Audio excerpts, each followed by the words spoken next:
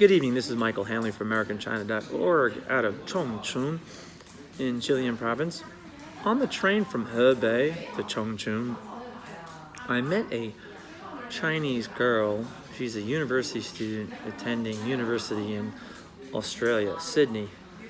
She was in Hebei province today because she was doing business for her father. Her father owns a mining company. He's rather wealthy, might I add. And I sat next to her in the train just through happenstance. Our seats happened to have been in the same area. We actually met on the train platform, and by chance, our seats were in the same area. So we started having conversation. The conversation actually revolved around dating and men in Australia, and she was discussing how she has numerous male friends. And I countered her by stating that men and women can't be friends. So this, of course, is my opinion. But I believe, with a great degree of adamancy, that heterosexual men and heterosexual women cannot be friends in most circumstances. She said that all of her friends don't want to have sex with her. They just want to be friends with her. And I had stated that they're not really your friends. Friends are people you've known for a long time, who are willing to help you out and jam and do things for you.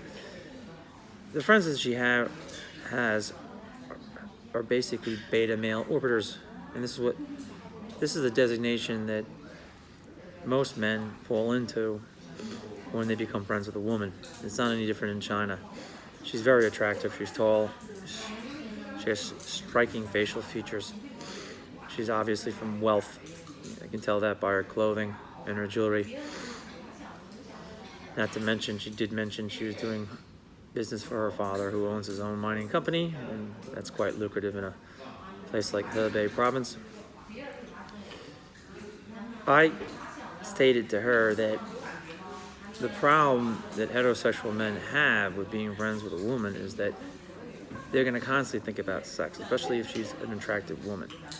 And those men are going to think about ways of getting into a situation where they can have sex with you.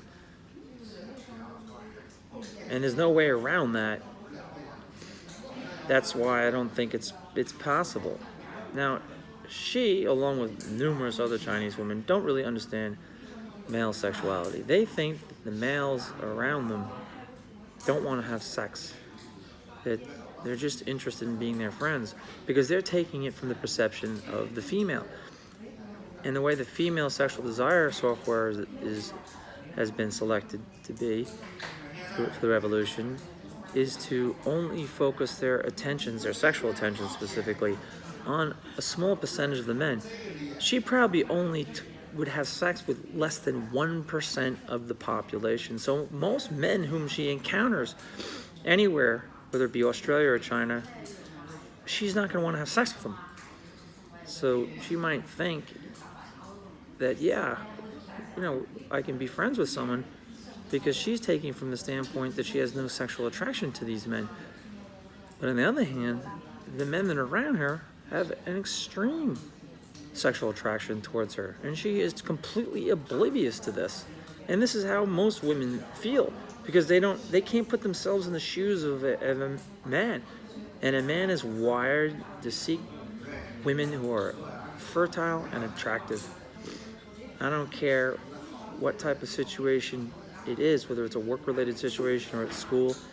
If you're gonna put young, healthy, heterosexual men in the same group with attractive, fertile women, they're gonna want to have sex with them. There's no way around that. But she is completely oblivious to this. Travel or Die with AmericanChina.org.